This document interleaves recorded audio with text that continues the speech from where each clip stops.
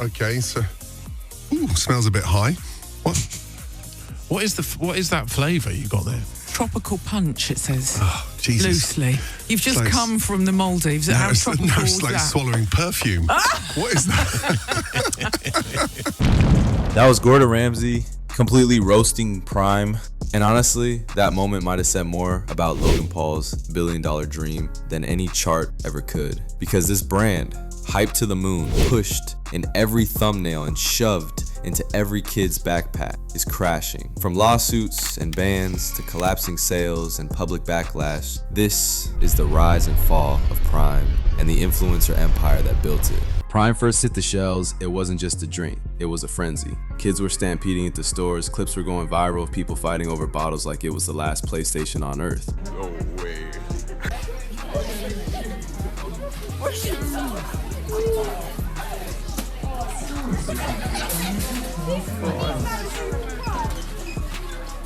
And at the heart of it all, Logan Paul and KSI. They marketed it like it was liquid gold, not only the drink of the future, but their legacy. Logan made it clear from the jump, Prime was his fastest shot at billionaire status.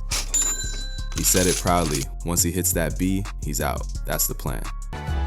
Wow, business is booming, Prime's thriving. I became the #1 WWE star in the world, just like I said, but I brought back this Future Freeze Prime to the year 2025. You guys are lucky. This flavor is so futuristic, you can't even tell what it is. You can't even, your mind can't even comprehend how delicious it is. But it's beautiful, it's hydrating, 25 calories, 2 grams of sugar, NCAA electrolytes, He showed up to launches in DeLorean cars, hyped new flavors like they were secret weapons, and slipped Prime into every brand collab, even during his wife's pregnancy announcement. And let's not forget, Logan's wrestling career added even more fuel to the fire. Every time he stepped in a WWE ring, Prime followed. Logos on the trunks, bottles at ringside, and yeah, even a Prime mascot in the arena. Yup, this man literally flew off the top ropes and crashed onto his own drink. That's not just promotion, that's obsession. But underneath the flash, something darker was brewing. Let's be real. Logan and KSI's marketing was genius, at first. The hype was so strong it created a black market in UK schools. Kids were reselling bottles for profit. It worked, for a while, but then the numbers started dropping, hard. Sales in America dropped 50% in just the first half of 2024. UK revenue tanked from 112 million to just 32 million. That's a 70% crash, one of the steepest falls in the entire food and beverage industry. And what did Prime say? Oh, that's normal, expected after initial hype. But if they expected it, why did they sign huge manufacturing deals? Why did they get hit with this $67 million lawsuit from Refresco Bottling? Because they didn't expect it. They thought the hype would keep growing. Instead, it nosedived. Tried to disrupt well-established industries that have big heads already at the table. They don't want you to sit at that table because that means you're taking money out of their pocket. In Logan's mind, this wasn't just a business. It was a mission to disrupt, to take on the giants. But the truth is, disrupting something doesn't mean you improved it.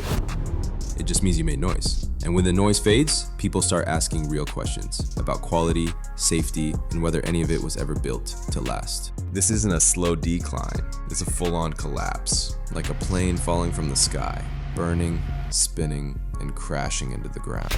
Prime isn't just losing steam, it's straight up plummeting. Bottles are sitting untouched on store shelves. The same drink people once lined up for is now collecting dust. Photos have started circulating online showing Prime marked down like clearance candy. It's not selling out anymore, it's being given away. The team tried to fix it. They launched new hydration sticks, rolled out new packaging, partnered with athletes, and teased brand expansions overseas. But none of it brought back the magic. None of it hit like that first wave. Because the truth is, once the hype dies, all that's left is the product, and people weren't impressed. They overestimated the loyalty. They assumed the momentum would never stop. But what really happened is the public started to see through it. Prime didn't feel fresh anymore. It felt forced. And the louder Logan pushed, the more people pulled back. Even on TikTok, the very platform that made Prime explode, the tides turned. You really think only 18 plus adults are consuming his products? No. So the reality is that you have a lot of young adults and teenagers, people that are 14, 15, 16-year-olds, drinking these energy drinks that have this shit ton of caffeine. They don't know how much caffeine they have because they're not looking. They're doing it because they're influenced by influencers and what their friends are doing. They're not going to think about the health effects, right? And that is a lot of caffeine for anybody to consume in one setting, let alone a child. And people are probably consuming multiple of these per day. Excessive consumption of caffeine can be bad for anybody, right? And I've made a lot of videos on this. There are a lot of effects on the heart that can happen, including abnormal heart rhythms, palpitations, chest pain, dizziness, heart attacks, etc. Mock reviews started going viral. People began posting taste test reactions that were brutal, exaggerated, and hilarious. It tastes like battery acid. I used to love Prime, now I wouldn't touch it. The comments weren't just bad, they were everywhere. Whatever you do, don't drink Prime. This shit been... My bad, my boss is coming. But Prime been in our warehouse for a year, and they shipping all this shit out and they changing the labels. Don't drink this shit. This wasn't just a drink falling off, it was a cultural shift. The influencer wave that pushed it up was now watching from the sidelines as it crashed back to earth. The same audience that once couldn't get enough, now they're watching the downfall like it's entertainment. And Logan, he can't do much but ride the turbulence. Logan Paul became obsessed with pushing Prime. Like, bro, chill. I'm the other black cowboy. You're what's his name? And you wrestle. Do you want some Prime? Wait, hold on. Can we take your picture? If you try hard liquids. We'll try it.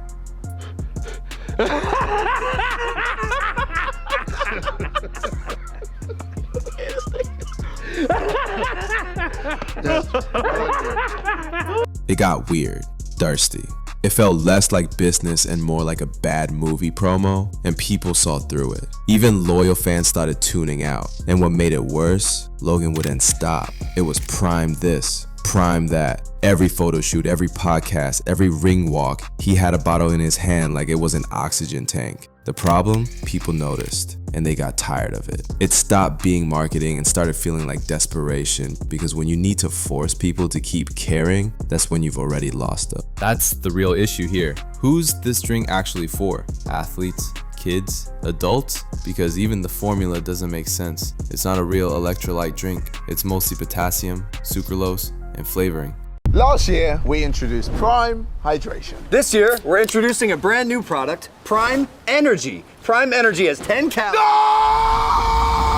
Honestly, KSI might have been onto something, because the energy version of Prime is where things really got out of control. We're talking caffeine overload, school bans, kids jittering in class, and a whole new wave of backlash. Prime became a meme. It's not in the gym, it's in lunchboxes or clearance racks. It tried to be everything, in the end, it became nothing. Some schools even banned Prime. Teachers were saying kids were hyped up on caffeine. Some schools said it was being used as currency. Meanwhile, athletes were calling it fake healthy. Fitness influencers started mocking it. Parents started filing complaints. The FDA got involved. This wasn't just bad PR, it was becoming a public health concern. If you're not trusted in the gym, banned from schools, and clowned online, what is your brand? Just clout? Just Logan? That's not a long-term identity. While Logan's promoting Lunchly and posting fight clips, sharks are circling.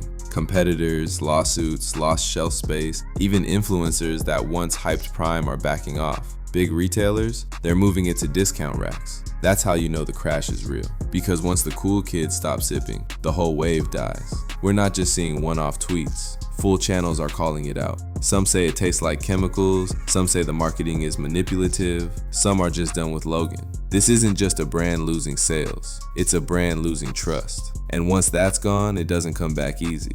Prime went from the hottest drink in the world to a cautionary tale. And when sharks smell blood in the water, they don't stop swimming. This is bigger than Prime. It's a warning shot for every influencer dreaming of launching the next viral product. Because here's the truth, hype has an expiration date. You can get the clicks, the views, the sold out drops, but that doesn't mean you've built something real. And when the hype fades, that's when the cracks start showing. Prime wasn't just a drink, it was a brand born from ego, fame, and FOMO. It was built for speed, not stability. Logan chased viral moments, not quality, not trust. And in the end, that's exactly what cost him. The fans who once cheered him on are now laughing. The kids who begged their parents to buy Prime are now clowning it on TikTok. The creators who once promoted it are silent, or worse, roasting it for clout. And that's the scary part, because today's audience isn't just following blindly anymore. They're reading labels, they're comparing ingredients, they're watching how you move, on camera and behind the scenes. They're not looking for hype, they're looking for honesty. And when they feel like they've been played, even once, they don't forget.